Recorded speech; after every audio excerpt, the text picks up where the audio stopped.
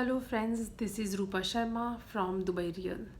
आपका मेरे चैनल पे बहुत बहुत स्वागत है।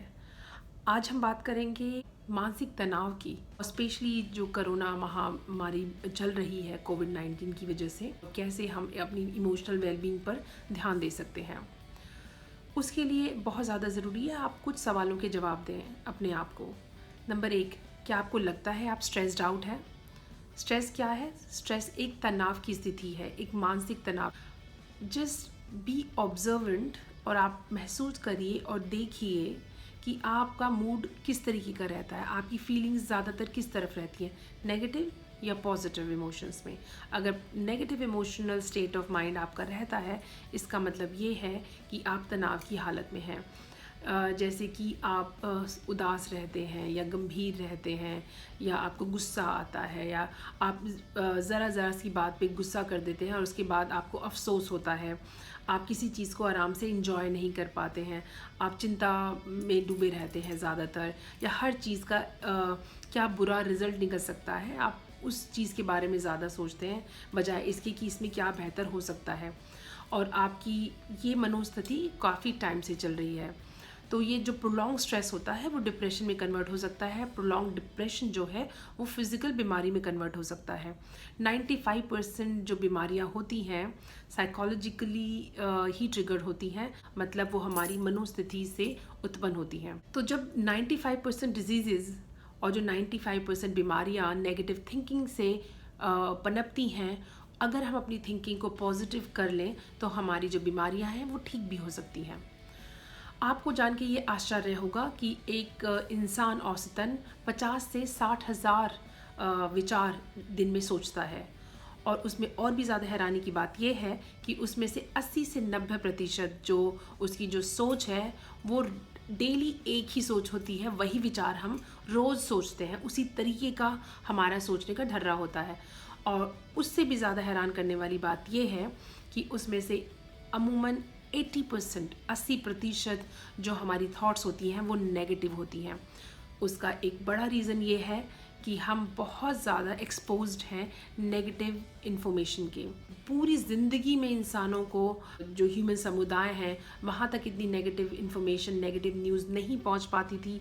न्यूज़पेपर्स इतने कॉमन नहीं थे, टेलीविज़न सबके घरों में नहीं थे, रेडियो स्टेशंस बहुत ज़्यादा नेटवर्क नहीं था। लेकिन जितनी पूरी नेगेटिव इन्फॉर्मेशन कुछ सालों पहले, कुछ डेकेड्स पहले पूरी ज़िंदगी में नहीं मिलती थी, हमें वो एक दिन में मिल जाती है। तो यू कैन सी हमारे पास कितना ज़्यादा एक्सपोजर है नेगेटिविटी का। सो पॉजिटिव रहने के लिए आप सबसे पहले एक चीज़ करें, आप सोशल मीडिया, टेलीविज़न, रेडियो, ऐसे कोई भी चैनल्स हैं जो आपको कॉन्स्टेंटली एक्सपोज कर रहे हैं नेगेटिविटी से, उससे दूर हटें। नंबर 2, ऐसे लोगों से आप दूर रहिए जिनके पास रह के आपको नेगेटिविटी मिलती है, क्योंकि जैसी संगत होती है वैसी हमारी रंगत हो जाती है। आप वहाँ से दूर रह के उन दोस्तों में, उस एनवायरनमेंट में रहिए जहाँ पे आपको रह के खुशी मिलती है, अच्छे विचार दिमाग में आते हैं।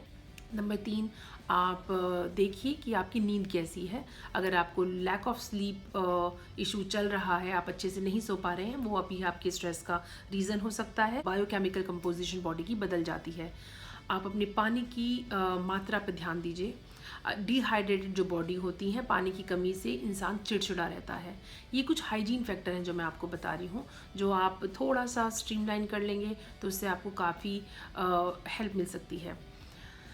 आगे बहुत ज़्यादा ज़रूरी है इमोशनल हाइजीन फैक्टर्स में आपका न्यूट्रिशन कैसा है। प्लीज़ मेक श्योर हमारा जो बदन है उसके अंदर 65 to 70% वाटर है, तो 65 to 70% what we consume should be water based in terms of fruits, vegetables, पानी का इंटेक, ये सब मिला के। Watch your diet and eat small portions and avoid overeating fried food, spicy food, especially in the dinner time. If you can, please try and do intermittent fasting, which will help you.